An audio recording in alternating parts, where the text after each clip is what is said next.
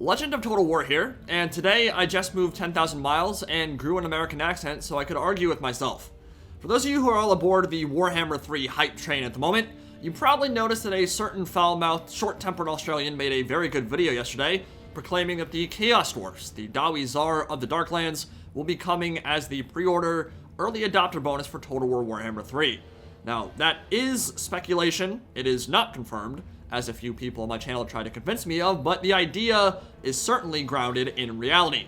There are a lot of good arguments to be made that the Chaos Dwarfs could be next.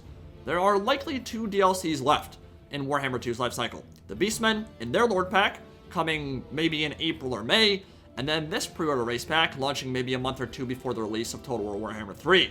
With that said, it's also not confirmed that this pre-order race will be playable in Game 2. We're making that assumption because previous pre-order race packs like the Warriors of Chaos and Norska were, but as we know, those had their own set of issues that might make the dev team a little bit wary. I mean, we had a nightmare situation with Norska, porting that into Mortal Empires. I don't remember what the delay was on that front, but it was substantial, and fixing all that spaghetti code was not an easy task. On the flip side, CA thankfully learned their lesson from the Warriors of Chaos debacle and have a much more consumer-friendly approach to pre-orders now. The embargo drops weeks before release, so you guys can see what's up, you can actually see gameplay for it, and a grace period after launch that still allows people to pre-order once they've seen reviews. But yeah, as Legend stated, there's a lot of evidence to suggest that Chaos Dwarfs could be on their way sooner rather than later. The fact that the Darklands are already on the Mortal Empires campaign map, shrouded in the fog of war. The fact that Creative Assembly's been slowly creeping their way eastward, adding Cripple Peak and Pig Barter, Flayed Rock and the Dragon Isles, and now jumping the World's Edge Mountains to the other side of that mountain range, and giving Queen Mommy Neferata a place to make her nest in Silver Pinnacle. We know this undisclosed faction will be playable in Game 3. We know the Darklands are huge and will form a large portion of Warhammer 3's campaign map. We know it'll feel really bad if their homelands are left empty for months and months and months on end, so Legend makes a good case. Really, the only thing I expressly disagreed with in his video was when he said that there's still a possibility Kislev could be the pre-order incentive, which will definitely not be happening. The early adopter bonus is entirely separate from the 6 factions that were announced as playable on day 1, and as Kislev is a starting race there, they will not be a pre-order race here, which means we will actually be getting at least 7 factions on launch day. Khorne, Tzeentch, Slaanesh, Nurgle, Kislev, Cathay, and whatever the pre-order race is. I say at least because there's still the potential for an undivided Demons of Chaos roster led by Be'lakor in that 9th Lord slot. Also important for me to note that the confirmed 9 Legendary Lords on day 1 do not include the pre-order race, so we'll technically have at least 11 on launch day, which is awesome. It's 3 more starting Lords than we had for Warhammer 2. But almost everything Legend talked about for the Chaos Dwarfs can just as easily be applied to the Ogre Kingdoms or even the Dogs of War. And in fact, I think there's some pieces of evidence that make those choices a stronger case.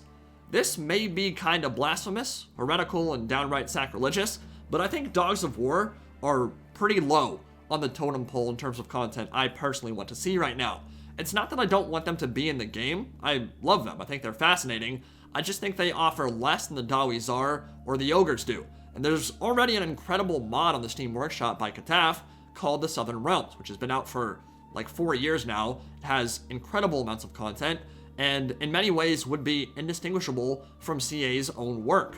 That's the core problem with the Dogs of War. They don't have those headlining DLC selling centerpiece units that kind of get people really, really excited in comparison to something like Thunder Tusks, Stonehorns, Rhinox Cavalry, Earthshaker Cannons, Iron Demon War Engines, Kadai Destroyers, that kind of stuff. Maybe their most eye-catching unit, a Sarnil the Dragon Lord, is just an elf on a dragon. We've been there. We've done that. Now, there is one huge advantage the Dogs of War might utilize to make it in as a pre-order bonus though, and that's the fact that they're kinda easy to do. Way easier to make than the Ogres or the Chaos Dwarfs would be, which ties into their core problem too. There'd be some kit bashing and reused assets that wouldn't be possible with the other alternatives. So again, it's not that the Dogs of War aren't a worthy addition. I want to see them at some point. It's just that they're certainly less important to the Game 3 map, to the Game 3 narrative, and their unit roster isn't as likely to push product and get people to pre-order. Which is why I think the Ogre Kingdoms are going to be the early adopter bonus for Total War Warhammer 3. Number one, this game is already going to be very chaos heavy. We know that. From the ground up, it's evil everywhere. Evil edginess on one side of the map, evil edginess on the other. Clear over the horizon, absolutely everywhere. There will be at least 4 Chaos factions on launch, maybe 5 with Demons Undivided.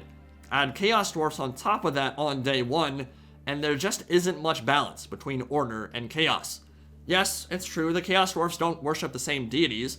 Theirs is Hashut, Father of Darkness, who does not make an appearance in the Ruinous Pantheon, but it's still a massively imbalanced scale. The Ogres don't have that same problem.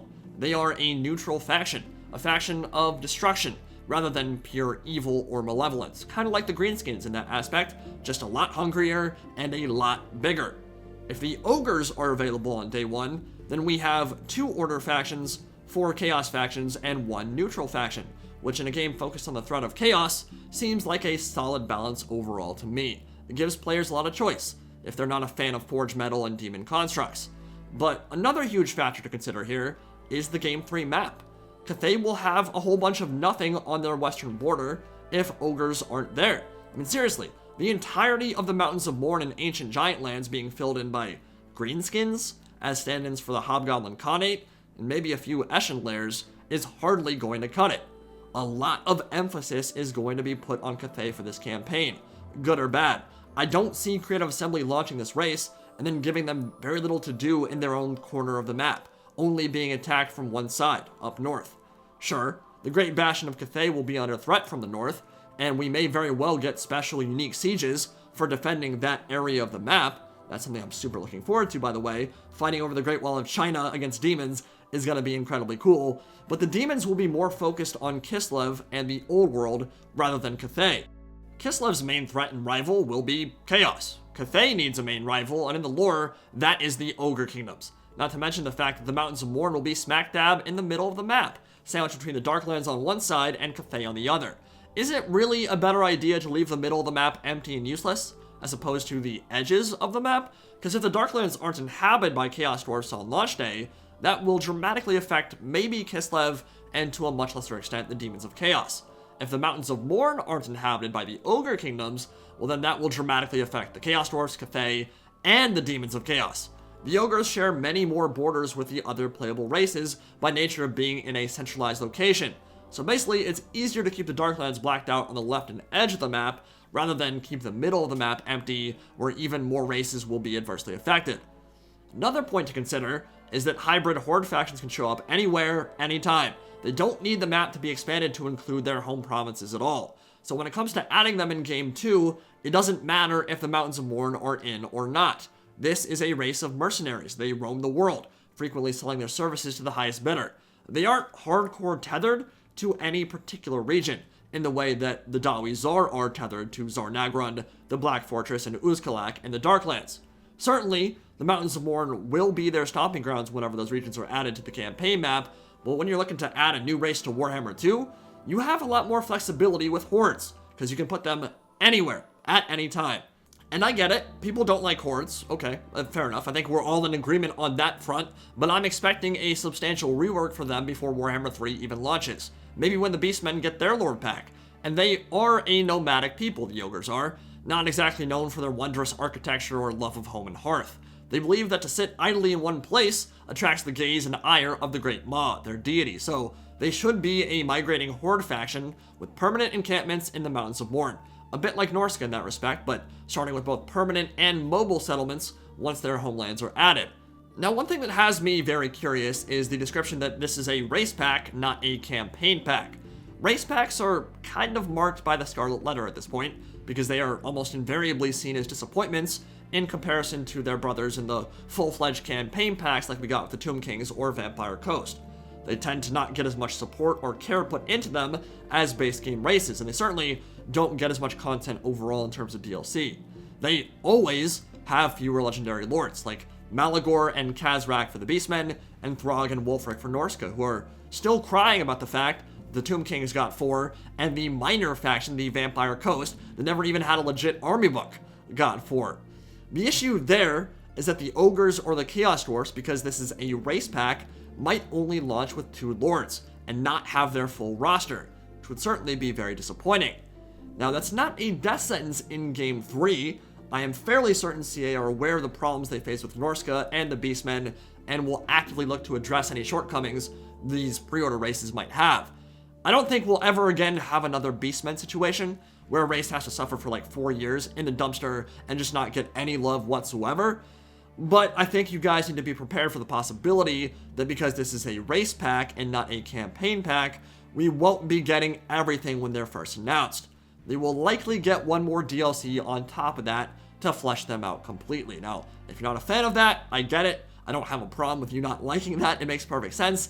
And I think this is a situation where, like 2 years ago, this idea that a DLC for DLC faction or a pre-order faction could get more content in the form of paid DLC, it would just be shouted down as blasphemy, right? But with the way they've handled Lord packs for the Wood Elves, Greenskins, and Empire, as we've talked about before, really don't think it's a big deal anymore.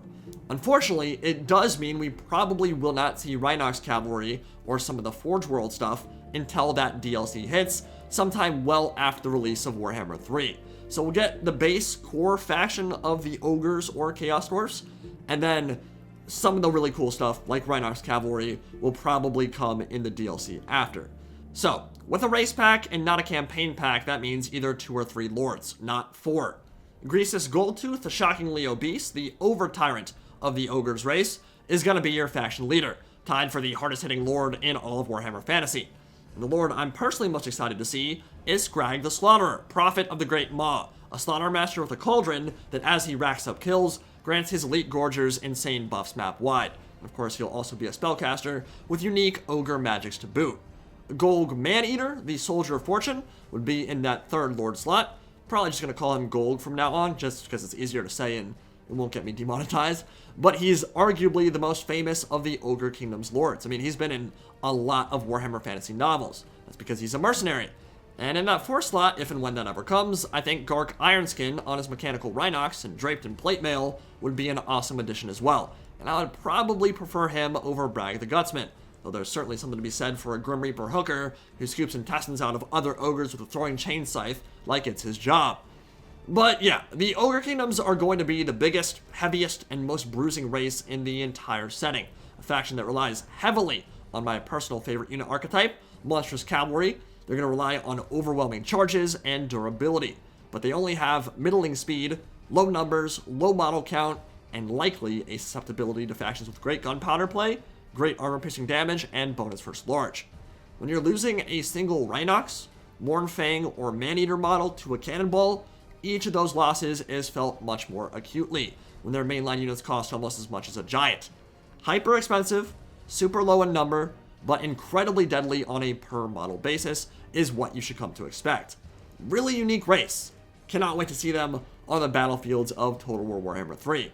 We'll go more in depth with the Ogre Kingdoms and the other races in the run-up to release, but for now, hope you guys enjoyed the video. Let me know if my argument for why the Ogre Kingdoms will beat out the Chaos Dwarfs as the early adopter bonus was convincing, and I will see you all in the next video.